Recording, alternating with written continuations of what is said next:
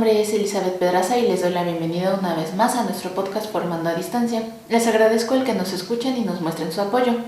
El día de hoy tenemos un gran invitado, el doctor Jorge Paredes Tavares, quien es doctor en Ciencias del Agua con énfasis en Gestión de Recursos Hídricos, maestro en Ciencias del Agua con énfasis en Hidrología Subterránea y licenciado en Geografía y Ordenación del Territorio, egresado de la UAMIX. Ha impartido cursos de hidrogeomática, sistemas de información geográfica, ciencias del agua, ciencias de la tierra, entre otros. Ha participado en proyectos de consultoría para instituciones estatales y federales, en diversos acuíferos de México y en temas relacionados en gestión de recursos hídricos. Sus líneas de investigación son el estudio de la disponibilidad, prospectiva y gestión de recursos hídricos, hidrología subterránea y análisis espacial. Actualmente es investigador por México de CONACYT. Lo primero que me gustaría saber es cómo se fue dando su orientación hacia los recursos hídricos una vez que concluyó su licenciatura. Sí, bueno, los caminos de las personas que tienen la licenciatura van cambiando, no siempre es lo que uno planea desde el principio. En mi caso, yo estudié geografía y en el curso de mi licenciatura me interesaba mucho la geografía física, o sea, hay áreas que se especializan más en los aspectos sociales y otros que se enfocan un poco más en las cuestiones físicas de ríos, montañas, ese tipo de cosas, ¿no? Yo estaba muy enfocado en las cuestiones físicas y bueno, tuve un director de tesis que está ya en este mundo del agua subterránea y fue quien me empezó a caminar. Desde la tesis que hice de la licenciatura tuvo que ver con vulnerabilidad de acuíferos y ese fue el camino que empecé a seguir. Me recomendó después estudiar la maestría, trabajé ahí en el Inter, ¿no? Entre estudiar y terminar la licenciatura, trabajé, estudié la maestría, trabajé, entonces fue como el proceso que fue siguiendo y después ya tuve un tiempo en el que estoy trabajando como consultor también, pero todo enfocado con agua subterránea, entonces digamos que se ha ido dirigiendo todo a que me especializara en eso, ¿no? Ok. ¿Y qué debemos entender cuando se habla de agua subterránea y acuíferos? Ok, el agua subterránea es el agua que se encuentra en las capas del subsuelo. Pero principalmente para lo que estudiamos nosotros, no nada más es el agua que está en las capas de suelo y que pueden aprovechar las plantas directamente, sino también el agua que va más profundo y que llega a estar debajo de la zona saturada. La zona saturada es aquella que toda está completamente llena de agua. Arriba de capas de suelo o incluso de rocas, o de otros materiales que no se han hecho roca todavía, que pueden estar, que tienen aire y que tienen agua, pero en la zona saturada todo lo que hay es agua. Entonces, a partir de esa zona saturada ya se le conoce como acuífero, de ahí para abajo. Ahora, los acuíferos son capas de rocas o de otros materiales, como te digo, como puede ser grava, imagínate depósitos de 80 metros de grava y luego 200 metros de arena, ¿no? De profundidad, que son cosas muy, muy grandes, ¿no? Y en todos esos poros que hay entre las gravas, pues, que pueden estar, si tú juntas dos rocas, hay huecos en medio, ¿no? Pues eso también se va reduciendo, hasta la arena sucede lo mismo y hay una porosidad que tiene ese material y en esos poros el agua se va acumulando. Entonces un acuífero tiene la capacidad de almacenar agua y también tiene la capacidad de hacer que esa agua se mueva. Entonces puedes tener formaciones de rocas que tengan mucha porosidad, pero que esos poros no estén conectados. No sé si has visto, pues por aquí en esta zona, ¿no?, de la Ciudad de México hay muchas rocas volcánicas que todavía tienen muchos hoyitos, ¿no? Son vesículas, pero esos hoyitos que tienen no se conectan entre sí. Entonces puede estar agua almacenada ahí, pero el agua no se mueve a través de esa roca. Entonces, para que un acuífero sea considerado como tal, tiene que haber esa conexión, porque uno cuando analiza el movimiento del agua, pues se mueve durante kilómetros a través de todos esos poros que están conectados entre sí. Y entonces también cuando uno quiere extraer agua, cuando construye un pozo y empieza a bombear, si esas vesículas no están conectadas, entonces el agua empieza a descender muy rápido y ya no estás aprovechando nada. O sea, ya como que secas momentáneamente el pozo y entonces no está funcionando. Necesitas algo que esté conectado para que todo el agua que está alrededor y que tenga el área de influencia del cono el cono de influencia del pozo lleve el agua hacia esa zona de extracción. Ok, entonces siguiendo como un poquito este tema del agua subterránea, ¿qué tan dependiente es el consumo y suministro de agua a la sociedad del agua subterránea? Okay. Bueno, la sociedad sí depende mucho del agua subterránea, depende de la zona. O sea, a nivel mundial puede ser que esté entre el 17 y el 22%, algunos autores reportan eso, del agua que se utiliza es agua subterránea. Pero en México estamos por el 40%. Entonces, la mayoría del agua que se utiliza es agua superficial, pero hay zonas que dependen mucho más del agua subterránea. Es decir, si tú observas la República Mexicana, tienes una zona en el sureste donde hay mucha agua superficial, o sea, piensa en Chiapas, piensa en Tabasco, en la península de Yucatán, todas esas zonas en la costa de Oaxaca, la costa de Guerrero, son zonas con mucha disponibilidad, es decir, con grandes cantidades de agua, grandes volúmenes de agua que están disponibles.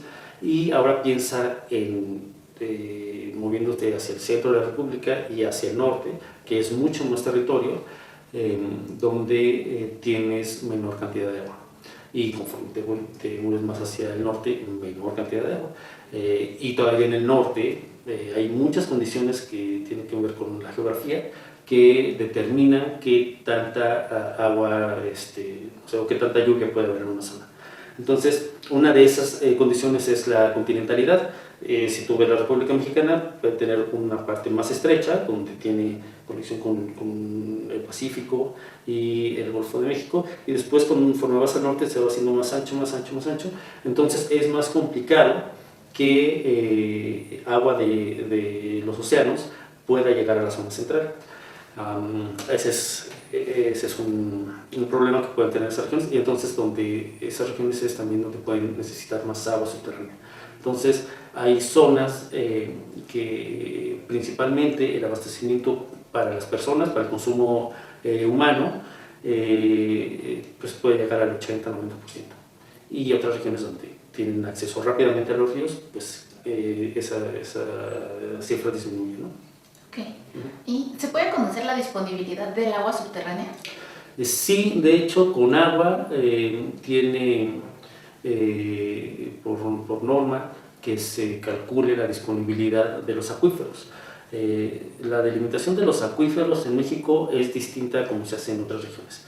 Aquí se utilizan límites tanto físicos, es decir, puedes decir, esta unidad, este conjunto de rocas están conectados entre sí y conforman un acuífero, pero a lo mejor para que lo pueda yo manejar lo voy a dividir en dos, ¿no? Eso es simplificando, ¿no? Que hay otras razones, pero por cuestiones de gestión se hace esa delimitación distinta a la que se hace en otros lugares, donde sí se considera toda la unidad. No siempre es beneficioso eso, porque como que limita la capacidad del estudio, porque en un acuífero que está delimitado solamente con sus límites físicos es más fácil hacer modelos, definir cuánta agua entra al sistema, cuánta agua sale del sistema, etc., ¿no? Pero bueno, es como está delimitado aquí, y para cada una de esas unidades o de esos acuíferos se debe calcular su disponibilidad. Y la disponibilidad aquí en México es el agua que se encuentra disponible para el uso una vez que se le haya restado el agua que sirve para el agua natural comprometida o la descarga natural comprometida, que está compuesta por manantiales, hay veces que un acuífero le da a un río, entonces se supone, lo ideal sería que se conservara ese volumen de agua para que alimentara ese río o que alimentara un humedal, y que el humedal tiene una importancia pues muy relevante en la conservación de alguna especie en peligro de extinción o algunas plantas, etcétera, ¿no? Control de inundaciones en algunos otros lugares, etcétera. Entonces, esos cálculos se deberían de hacer y una vez que se quita esa agua que se debe dar como al ecosistema, también hay un volumen de agua que ya se le permite a alguien que lo explote. Entonces hay personas que tienen un título de concesión que dicen tú puedes explotar tal volumen de agua al año, y entonces sumas todas las personas y las empresas y municipios, estados que utilicen esa agua, y te dicen bueno pues tenemos este volumen que entró al sistema y le quito el agua que ya se debe utilizar para los ecosistemas y el agua que ya se está prestando a la gente, ¿no? Que se le permite a la gente explotar, pues entonces me queda agua de la que entró o estoy prestando o estoy dejando que la gente utilice toda el agua disponible. Hay casos donde tenemos disponibilidad negativa, es decir, donde se está permitiendo extraer más de lo que se recarga, pero de forma muy importante. O sea, el nivel del agua, digamos, te dije hace rato de donde el agua ya está saturada, toda la formación rocosa está saturada, pues ese nivel, si tú estás extrayendo, empieza a bajar, cada vez está más lejos de la superficie. Entonces, si uno analiza, se mide en campo, se perforan algunos pozos que son solamente para medir, otros son para pozos de extracción de agua, pero otros son nada más para medir, y hay campañas donde se va y se mide en los pozos y los piezómetros de ese lugar, y ya dice, pues este nivel con respecto al año pasado ya descendió, ¿no? Puede ser que hasta 1 metro en un año, ¿no? Entonces, esos son uno de los efectos que se pueden observar cuando estás otorgando más agua de la que está disponible. Entonces, eso es el cálculo de la disponibilidad requiere conocer cuánta agua es la que entra, es decir, calcular cuánta agua está lloviendo, cuánta agua entra por algún río que no es de este acuífero, cuánta agua entra por otro acuífero, y como te dije que quizá esté dividido en dos, entonces este acuífero puede que le dé agua a otro acuífero que está más abajo. Entonces son cálculos que se tienen que hacer constantemente, pero hay métodos que ya incluso están por norma para hacer ese cálculo. Ok, y aprovechando un poquito que mencionó la parte de recargas y retomando el tema de los acuíferos, ¿nos podría explicar qué es la recarga de acuíferos?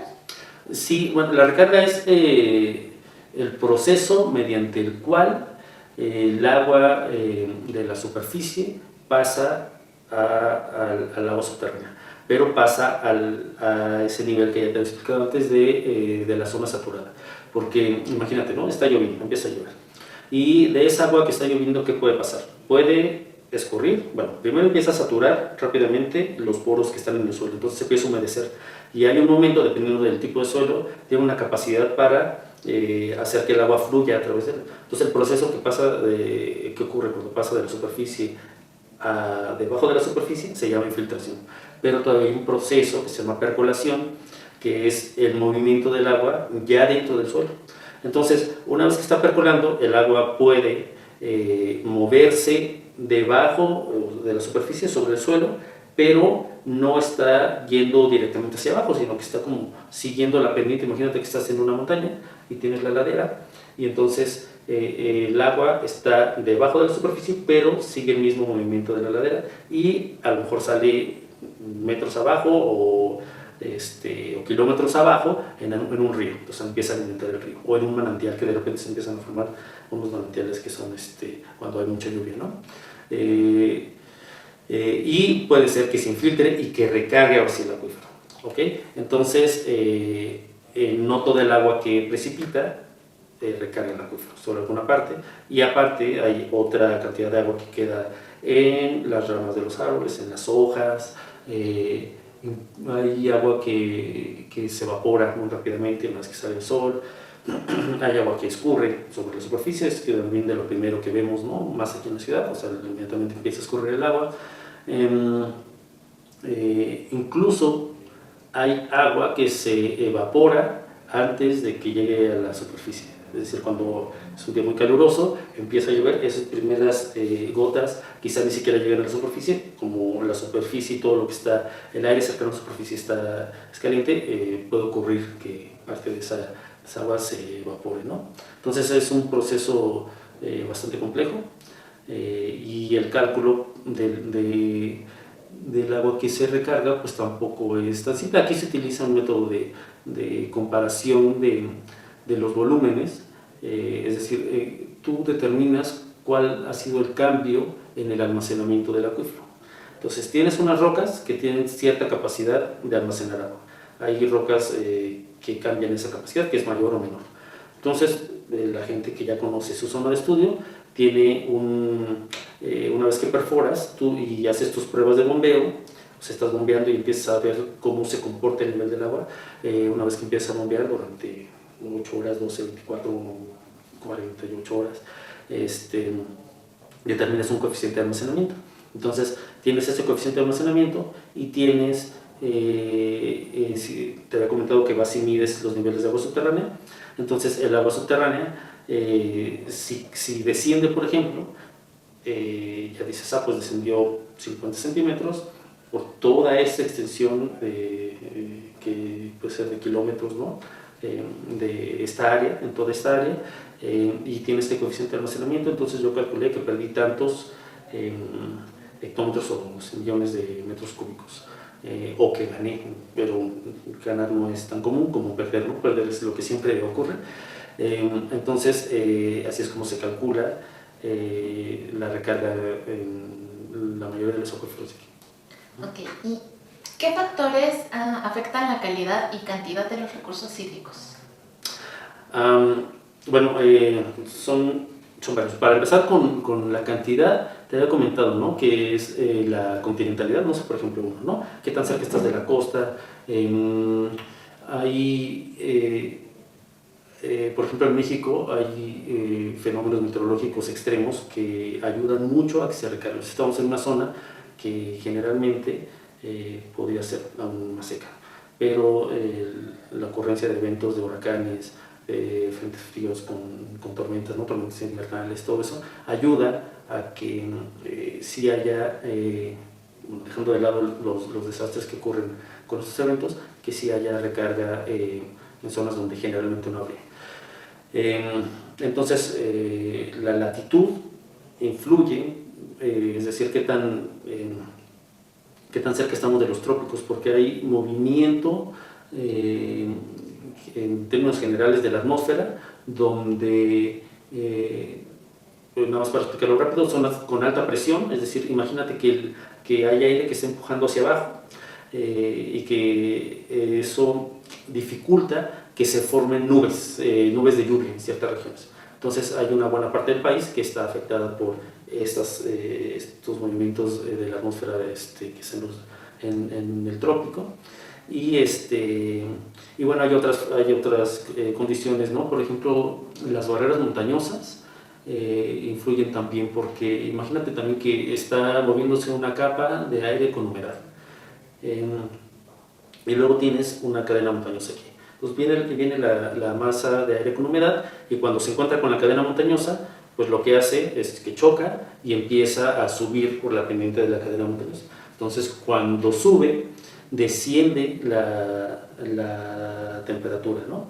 Y al descender la temperatura lo suficiente, el agua, en lugar de estar en estado de vapor, el agua pasa a estado líquido y llueve, ¿no? Pero generalmente llueve en esta ladera por la que está subiendo, o sea, va subiendo, se forman nubes y llueve aquí. Eso ocurre mucho, por ejemplo, en Veracruz, ¿no? Toda esta, en la Sierra Madre Oriental ocurre mucho, y después, ya que pasa el aire, pero ya sin la humedad que dejó en esta ladera, entonces pasa al centro del país y empieza incluso a absorber la humedad que está en esa zona. Entonces se vuelven zonas más secas y las otras son zonas muy húmedas. Y cuando lo veas en una imagen de satélite vas a ver eso, ¿no? Vas a ver un cambio de color muy importante antes de en la ladera de la sierra que da hacia el océano, y una vez que llegas al centro del país vas a ver zonas áridas, ¿no? Esa es una, incluso las corrientes marítimas son factores que determinan si tu corriente es fría o si tu corriente es cálida. Como te había dicho, la altitud, o sea, hay veces que en zonas más altas, en zonas de montaña, es más fácil que haya precipitación por ese cambio de estado del agua. Y bueno, con respecto a la calidad, pues también depende. Hay un cálculo que es también común hacer en agua subterránea, que es determinar la vulnerabilidad de los acuíferos, es decir, una vulnerabilidad intrínseca, una vulnerabilidad propia de los materiales. Si tienes un material que permita el flujo muy fácil de un contaminante, pues puede ser que tu acuífero es más vulnerable. Si tu nivel del agua está muy cerca de la superficie, es más vulnerable. Si está más lejos de la superficie, da tiempo que algunos contaminantes se degraden y que ya no afecten cuando lleguen a la zona saturada. Puede ser que tengas capas muy finas, por ejemplo la arcilla, que son granos muy finitos. Ese tipo de materiales retarda mucho el flujo de algún contaminante.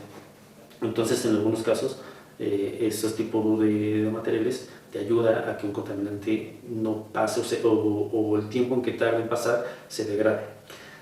Que aunque también hay arcillas que, por ejemplo, cuando se secan, se empiezan a grietar. No sé si has visto fotos así de como muchas grietas en el suelo. Eso ocurre también con ciertas arcillas. Bueno, hay varios factores, ¿no?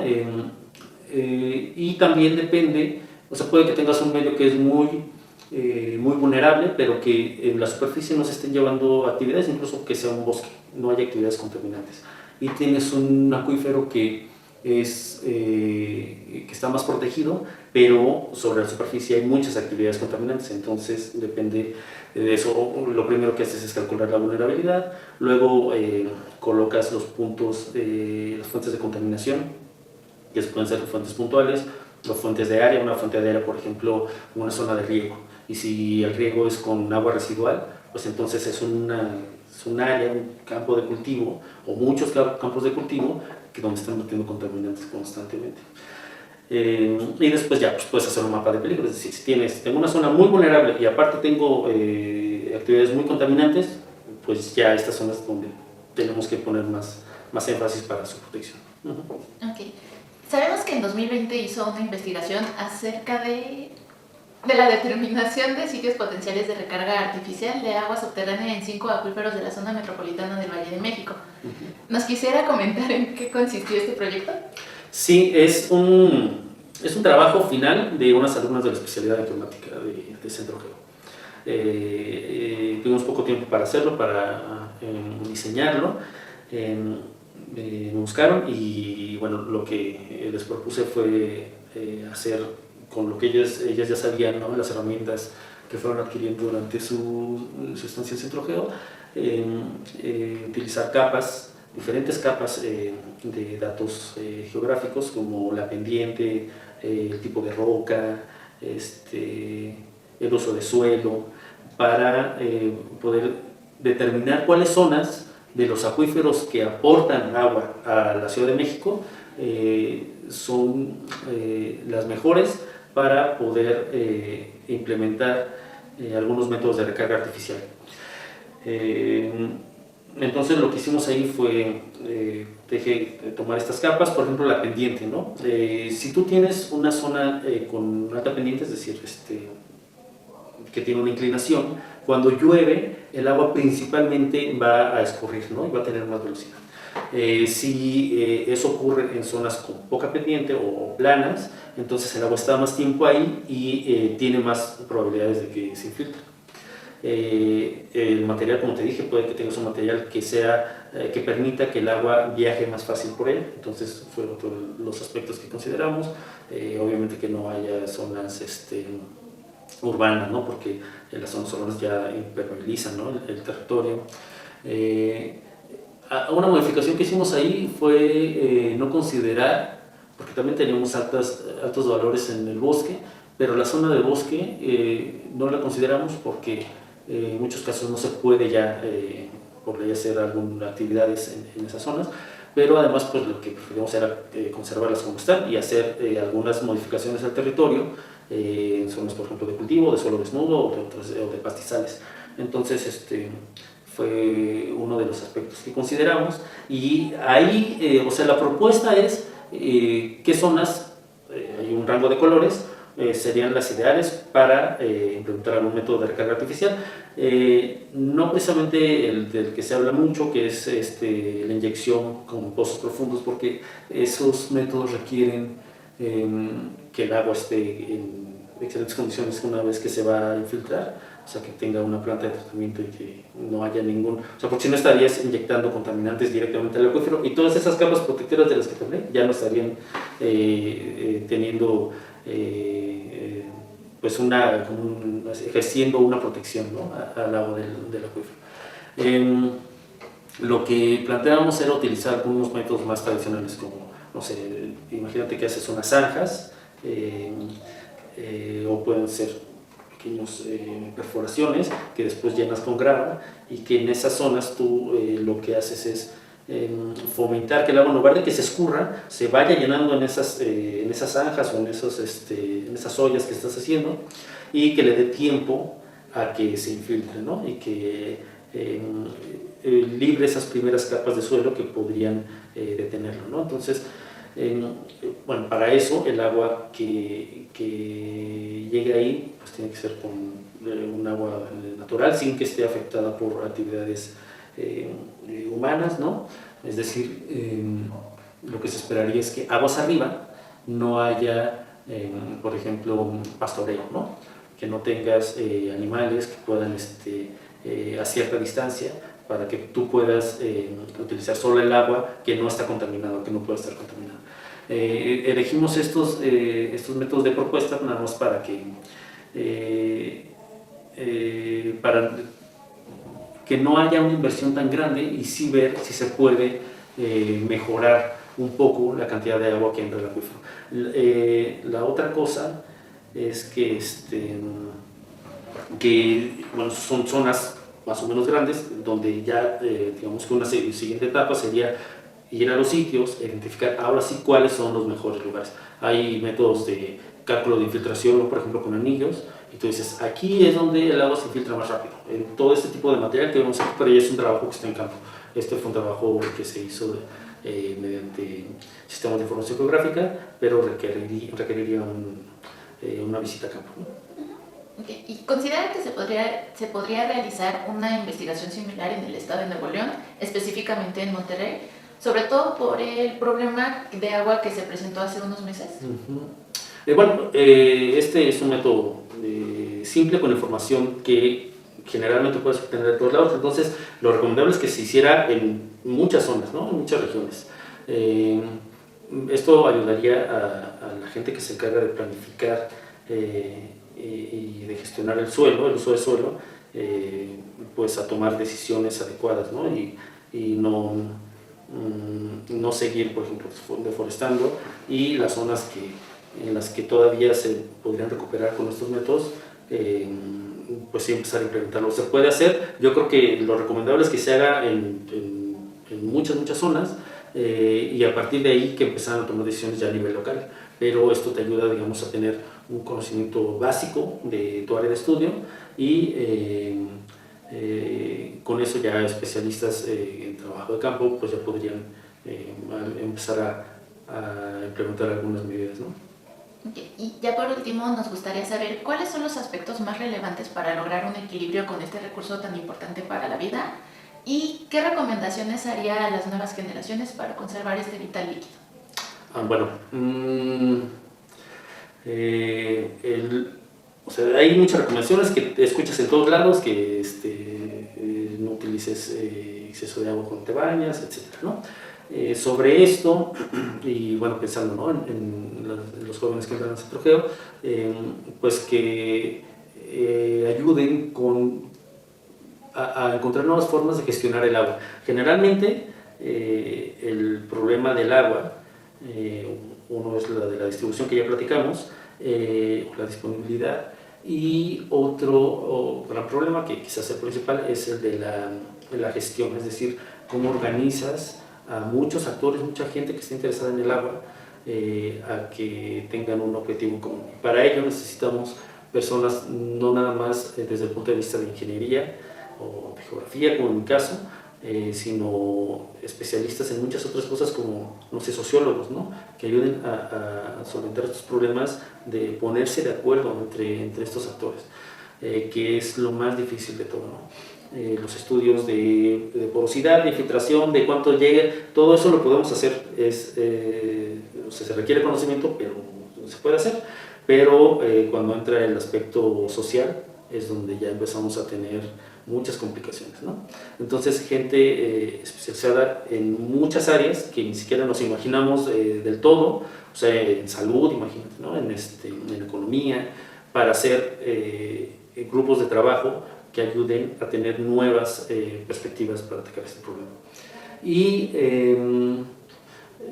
pues usar también nuevas herramientas que se están desarrollando en la actualidad, herramientas de análisis espacial, de lenguaje de programación, etcétera, para también poder ampliar el conocimiento que tenemos, es decir, lo que se busca en este tipo de centros de investigación, hacer ciencia de frontera, es ciencia que amplíe o que nos ayude a solucionar los problemas que tenemos, aportando un poquito a la ciencia a nivel mundial, ¿no? Entonces, la gente que está ahorita estudiando, que está haciendo uso de imágenes de satélite, nuevos métodos de reconocimiento,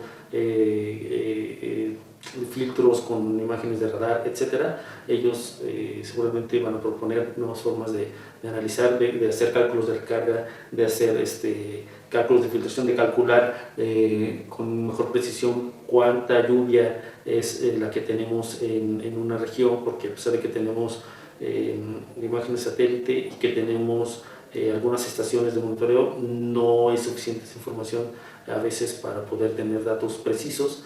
Entonces estos nuevos chicos, nuevas estudiantes, próximas doctoras, maestras, nos van a ayudar a tener una visión que nosotros quizá ya no tenemos esa capacidad de generar. Agradecemos que se haya tomado el tiempo de estar con nosotros y de igual forma agradecemos el que nos hayan escuchado en este nuevo capítulo de Formando a Distancia. Les invitamos a seguirnos en nuestras redes sociales donde encontrarán más información acerca de los cursos y diplomados que ofrecemos.